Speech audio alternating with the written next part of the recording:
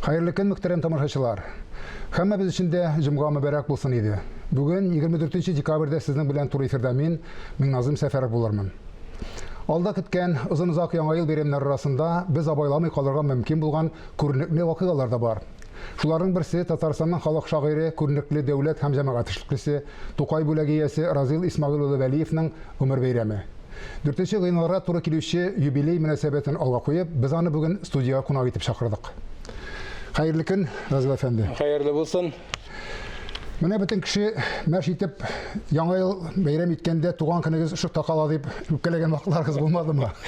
Киресенчә, миңа ул бик җайлы булып чыкты. Шукланырга име? Чөнки бар мәҗлес җыялары бар, табын әзерлиләр, кунаклар чакыралар. Шунда бергә яңа елда үтеп китә идем. Минем туган көндә үтеп китә иде. Шуңа күрә мин гомумән аерым гына туган көннәрне үткәрми идем. Бердән-бер үткәрә торган туган көннәрем юбилей елларында була иде. Аннан качып булмый инде. Юк, мин беренче мәртәбә туган көнне мин 20 яшьтә үткәрдем.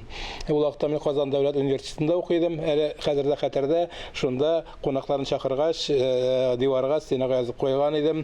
20 яшь җырларымның бите буйлап 20 яшь дип язып куйган идем. Шу вакытта ук инде. 20 яшь димәктән, Разил абай, сез 20 яшьтә язган бер программ шигырыгыз. Шагыйрь дигән шигырь име? Бар андай. Бик атаклы шигырь дип әйтәбез инде. Хәтерем ялгышмаса, аны 53 дөньяның 53 теленә тәрҗемә иткәннәр икән. Мин аны белмидем, аның шул кадәр телгә тәрҗемә ителгәнен. Бер заманны миңа 70 яшь тулыр алдыннан бездә бит Пен клуб дигән оешма бар, Татар Пен үзәгенең бер. Бу сымрак инде. Юк, мондан 70 яшь тулган көннәрдә шул Пен клубның әгъзалары һәм Татарстан Милли китапханасы җыйганнар менә шушы китапның тәрҗемәләрен төрле илләрдән. Шигырьнең. Шигырьнең шушы шигырьнең тәрҗемәләрен җыйганнар, ул 53 телгә тәрҗемәсен тапканнар да һәм шуны махсус аерым бер китап итеп бастырып чыгардылар. Бер китаптан торган, дөресрәге бер шигырьдән торган шундый уникаль китап. Анда бит укучыларыбызның шигырь сөючеләр белә торганнардыр инде. Я дөньяны үзгәртәм мин бүген, я булмаса үзем үзгәрәм дигән программ, юллар, такташ әйтеп әйтелгән дөньяга ташланган ни бар име? Шигырь бар име? Менә шундый 20 яшьтә әйтелгән шундый сүздән соң, нык итеп күзгә бәрелә торган шундый сүздән соң, ярты гасыр гомер үткәннән соң, сәясәтнең уртасында кайнап арыганнан соң, Тукай сүзләре белән бетте кеш, сынды кылыч, дөньяны аклый алмадым дип әйтергә калмадымы? Ни уйлыйсыз? Төрле чак булгандыр инде. Менә 20 яшь җырларымның бите буйлап 20 яшь дип 20 яшьтә язган бит шулай юк. Ләкин мин бер кашында җырлап яшәмәдем. Мин җырлап яшәргә тырыштым, ләкин җырларның төрлесе булды. Моңлысы да булды, сагышлысы да булды, шатлыклы да булды. Тормышымны инде, язмышымны инде җырларымда шундый булды, әсәрләрем, шигырьләрем, проза әсәрләрендә шундый булды. Дөрес, яшь вакытта хыял зуррак була, биккәрәк менәсе килә.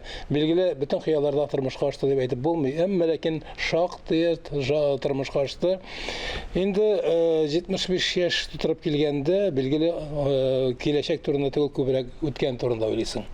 Ничек узды икән минем гомерем, ниләр кала алдым икән, нәрсәне эшләп бетермәдем икән. Билгеле, алдагы хыяллар да бар. Ләкин хыял инде ул. Хыялны тотып торып булмый, тотып карап булмый аны. Үткән гомердә кылган гамәлләрне тотып карап була, күңел аша үткәреп була. Шуңа күрә бүген көндәрдә мин күбрәк үткәнем турында уйланам. Мин монда ялгышмадым микән, моны дөрес эшләдем микән? Берәр кешене рәнҗетмәдем микән? Һәм башкалар шу узган гомеремә мин җомгак ясап утырам. Дөрес, мин озак еллар буена иҗат итеп кенә калмадым. Дәүләт органнарында эшләдем. 30 ел буена мин дәүләт советында депутат булдым. Һәм анда кылган гамәлләрнең төрлесе булгандыр. Ләкин безнең ниятебез, максатыбыз игелекле эшләр, гамәлләр кылу иде, изге иде. Һәм аларның шактый тормышка ашты. Мәсәлән, без дәүләт суверенлыгы турында декларация кабул иттек. Аның бер вариантын режиссер Дамир Сараҗиев белән без икәү язган идек. Аның кайбер пунктлары декларациягә кирип тә китте. Аннан соң конституция кабул иттек, анда без турыдан-туры катнаштык. Аннан соң референдум үткәрдек Татарстанның бәйсезлеге турында һәм башкалар турында. Анда да без актив катнаштык. Телләр турындагы законнар, мәгариф турындагы законнар, мәдәният турындагы законнар, милли мәсьәләләргә караган законнар, гомумән инде шактый берничә законны әзерләүдә кабул ителә турыдан-туры катнаштык һәм бу бу законнарның һәммәсе дә безнең халык ихтиҗларын истә тотып, максат итеп алга шуларны хәл итүне максат итеп куйган закон проектлары иде. Ни кызганыч, аларның барысы да тормышка ашып бетмәде. Менә монысы инде эшләнеп бетмәгән. Менә сез минем фикеремне белгәндәй, шуңа китердегез сорауны. Сез бер әңгәмәгездә шагыйрьләрчә ул чорны үтенечле һәм үкенечле еллар дип әйтәсез. 30 ел үткән шу депутатлык чорын. Үкенечле дигәндә менә шул тормышка ашмый калган хыяллар турында сүз барган дип аңладым инде мин. Шексіз.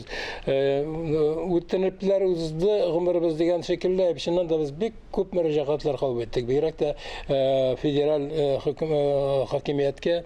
Шынки біз Россия ішінде әшейбіз, müstaqillik турында декларация қалып етсек те, біз Россия законларына бұйсынмышы бұлдыра алмайбыз.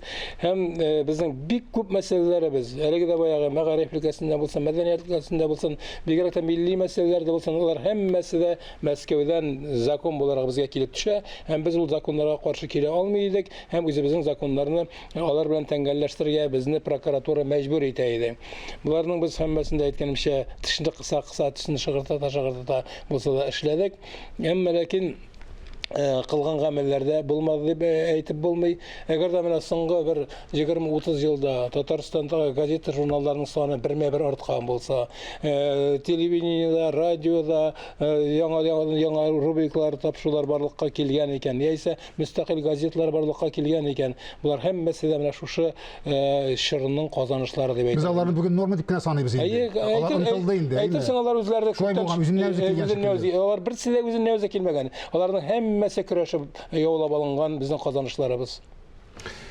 Разил абый 30 ел дәүләт советында хөкүмәткә дип әйтәбез, без әбиләр казнага дип әйтәләр инде. Казнага эшләү әдәби иҗат эшегезне сүрелдермәдеме дип әйтәм. Әгәр дә алай дөрес әйтмәгән булсам, аңа теге тормоз булмадымы дип сорамакчы идем. Бұл сұрауны мен айыш бирәләр, дәүләт советында эшләгәндә дә бирәләр иде. Белгеле, мен 30 ел дәүләт советында эшләп, иҗатка ул зыян китермичә калмагандыр. Аның дәүләт советында эшләүенең, хөкүмәт органнарында эшләүенең аның минем өчен яхшы ягы да булды, минусы да, плюсы да булды дип әйтер идем. Минусы нәрсәдән вакыт җитми. Тәүлегенә 24 кенә сәгать. Анда иртәнчеккә барырга кирәк. Көне буе сайлаучыларны кабул итәргә кирәк, закон проектлары әзерләргә кирәк, җыелышларда катнашырга кирәк, районнарга чыгарга кирәк, һәм башкалар, Мәскәүгә дә барырга кирәк. Конвейер шул хаты вакытны ала. Тишне шыгыртата да әйткәнемчә инде кабатлап әйтәм, буларны эшлисең, чөнки ул кирәк. Әгәр дә син депутат калынгансың икән, моны бөтен булмышың белән бергәләп хәл итәргә тырышырга кирәк. Әмма ләкин иҗатында җиткә тибәреп булмый. Икенче яктан файдасы, иҗат өчен аның файдасы да булды. Бер вакытта, бер яктан караганда ул минем вакытны шикләсә, икенче яктан мин бит һәр көнне ничә кеше белән очрашам. Язучы өчен, иҗат кешесе өчен иң кирәкле нәрсә ул тормышны белү, тормышны эштән күп белү һәм кеше язмышы. Һәр әсәрнең үзәгендә кеше язмышы ята.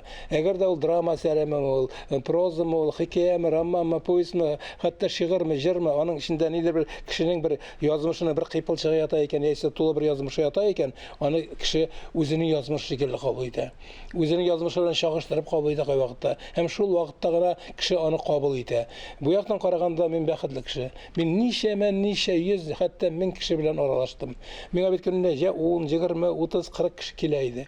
Алар бит берсе дә сиңа рәхмәт әйтә. Барысы үтенеч белән килә. Үтенеч белән үзенең язмышын сөйли, кайгысын сөйли, борчуын сөйли, үзенең авылында яисә шәһәрендә, йортындагы проблемалар турында сөйли.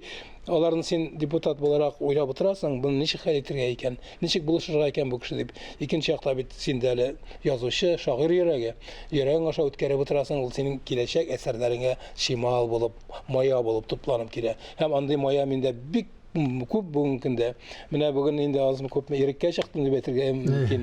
Көн сайын сәгать 9-дан дәүләт советына барып утырмыйм.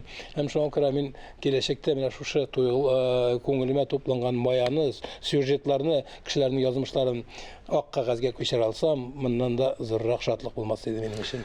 Разил абый, тормышның тәҗрибәсе монсы белән түгел, сезнең әле сияси, Казанда кайнап сияси сәясәттәге белгәннәрегез дә күптер дип уйлыйм. Яни сез бер әңгәмәгездә шулай ук мин бик күп нәрсәне беләм, төшендем, ләкин аны ничек язырга икәнен белеп бетермим әле дип әйткәнсез. Чыннан да шактый мая тупланды әйткәнемчә инде әле аларны язар өчен миңа бик күп вакыт та кирәк, һәм осталык та кирәк булачак. Аны нинди формада, нинди кысаларда язырга икән дә уйлап бетергә кирәк. Чыннан да мактанып әйтү түгел, язучылар арасында 30 ел буена мондай Казанда кайнаган бүтән кешене мин белмим. Мин дәүләт органнарындагы бик күп вакыйгаларны беләм.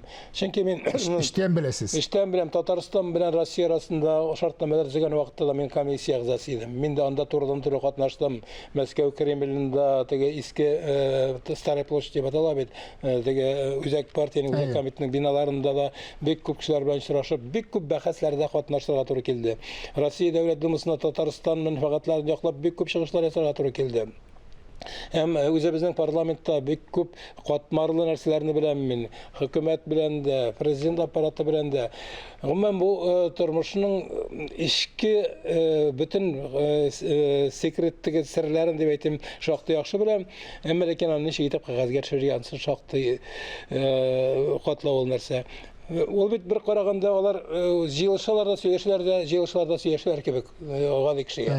Аны ишенә кергәч анда әллә нәрсәләр бар. Без белгәне һәм без белмәгәне бар, айсберг шикелле. Анда да шул хаты катмарлы сюжетлар бар анда. Шундый катмарлы язмышлар бар, үзара мөнәсәбәтләр бар, Мәскәү белән мөнәсәбәтләр бар. Менә буларны ничек итеп матур гына әйтеп әсәргә кертергә, кагазга төшерергә. Менә мин бүген көндә шул эш белән шөгыльләнәм. Әле алдан кычкырган күкәнең башы авыртады.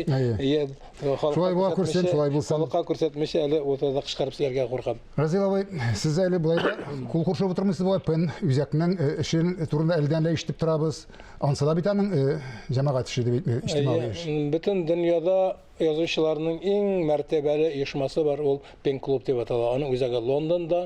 Аңа бу Пен клубка 147 илнең язучылары берләшкән. Аны Голдсворth дигән бик атаклы язучы оештырган булган, аның беренче президенты булган. Һәм 147 илнең вәкилләре катнаша дим. Анда Россия да керә үзенең бүлекләре белән. Россиядә 2 Пен үзәк бар. Менә Пен клубның бер бүлекләре инде бу. Рус Пен үзәге һәм Татар Пен үзәге. Менә без Татар Пен үзәге быел без үзебезнең 25 еллыгыбызны билгеләп үттек. Безне моннан 25 ел элек Гвадалахара шәһәрендә Мексикада кабул иткәннәр иде. Шуннан бирле без эшлибез, без нәрсә эшлибез? Безнең төп максатыбыз татар әдәбиятын, татар мәдәниятын дөньяга чыгару. Без һәр елны Татарның берничә атаклы әсәрен төрле телләргә тәрҗемә итеп, бигрәк тә инглиз теленә тәрҗемә итеп, инде рус теленә әйткән дә юк. Төрек теленә, француз теленә, алман теленә, башка телләргә тәрҗемә итеп бөтен дөньяга таратабыз. Безнең язучылар берлеге бар. Язучылар берлеге инде язучыларның менә мондагы тормышы үзенең Казанында кайный. Аларга ярдәм итә, яшьләргә бигрәк тә инде. Без менә татар әдәбиятын дөньяга чыгару белән шөгыльләнәбез. Һәм андый китапларыбыз инде безнең бик күп чыкты, һәм тарала, һәм алар бик яхшы бәя ала. Ondan sonra Пен клуб дип әйттең, безнең аның өстенә тагын бер җыен дигән бер фондыбыз бар. Җыен фонды ул татар мәдәниятын, татар телен үстерү һәм дөньяга күрсәтү буенча шөгыльләнә. Аларның эшләре бер-берсе белән бәйләнгән. Һәм без шулай ук һәр елны китаплар чыгарабыз. Бу китаплар безнең татарның атаклы шәхесләр турында. Халыкны теләсә кайсы халыкны аның атаклы кешеләре буенча беләләр. Менә без инглиз халкы дибез икән, Шекспир дибез. Урыс дибез икән, Пушкин дибез. Бармак белән тетеп күрсәтелгән шәхесләр була тиешме? Тукай дибез, Мәрҗани дибез, татар дибез икән, Тукай, Мәрҗани, Җәлил дибез. Менә шушы бөек шәхесләр турында без китаплар чыгарабыз. Россиядә шулай 2 генә урында мондый цикл, мондый серияләр чыга. Аның берсе Мәскәүдә ЖЗЛ сериясе, һәм менә бездә шәхесләребез сериясе. Менә әле генә без Мәҗит Гафури турында китап чыгардык. Мәҗит Гафуриның тегеләгә тарткалыйлар, халыклар үзара бүлешәләр, үзара бүлешәләр. Әмма ләкин ул шын мәгърәсендә татар кешесе, аның 7 буын, 12 буын әби балалары татарлар булганнар. Һәм үзе дә ул мин татар дип яза. Һәм бүтән язган әсәрләре татар телендә аның. Һәм татар халкына багышланган әсәрләре искиткеч күп. Һәм менә без шушы китапны бастырып чыгарды, һәм бу китапны укыган кеше чыннан да Мәҗит Гафуриның татарның бөек шәхесе, татарның бөек шагыйре икәнен аңлар тагын бер тапкыр. Аннарның татарның бөек шәхесләре дигәннән бөтен дөньяга танылган татарлар шактый. Рудольф Нуриевлар бар, анда Раил Сагдиевлар бар. Әмма ләкин дөньяда шулай иң сәясәт өлкәсендә, фән өлкәсендә иң зур казанышларга ирешкән шәхесе Борхан Шаһиди. Ул Буа районына туып үскән, 15 яшьтә чыгып киткән, башта Казакстанда бераз яшәгән, аннан соң Кытайга киткән, Кытай телен өйрәнгән, һәм анда инде бик зур казанышларга ирешкән, һәм аның тормышының азагында, гомеренең азагында ул Кытайның 1 миллиардлы вакытта 1 миллиард булган, 1 миллиардлы халыкның, дәүләтнең җитәкчесенең Маасыздунның урынбасары булган кеше. Мондый дәрәҗәгә ирешкән татар, белмим тагын кайсы милләттә бар икән, татар гына түгел.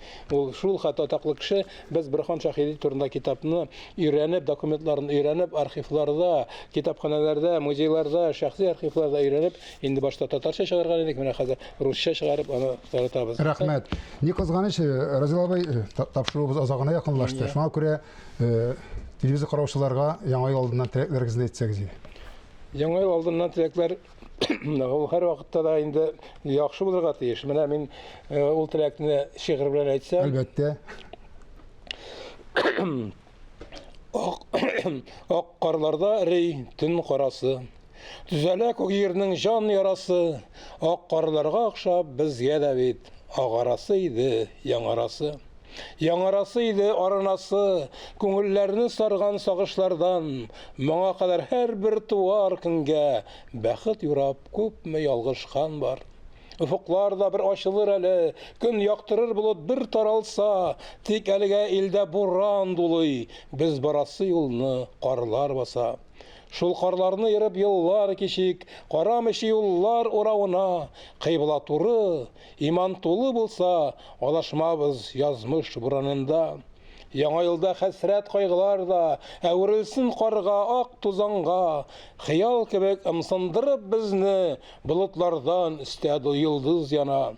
Күчсен аклык һәммә күңелләргә, килсен шатлык һәммә кешегә дә, Ходай кушып, яңа елда күктән, бәхет иңсен безнең ишегә дә, бәхет иңсен барча кешеләргә. Амин, шулай булсын. Нәкъ шулай булсын. Хәерле гомерләр насыйп итсен, бергә эшләргә насыйп Амин, итсен. шулай булсын. Яхшы күргән яхшылыгын сөйләр, яман күргән яхшылыгын да яманлык итеп сөйләр ди безнең халык. Икенчесе булырга язмасын дигән теләктә бүгенгә сезнең белән саубуллашабыз. Исәнлектә күрешик.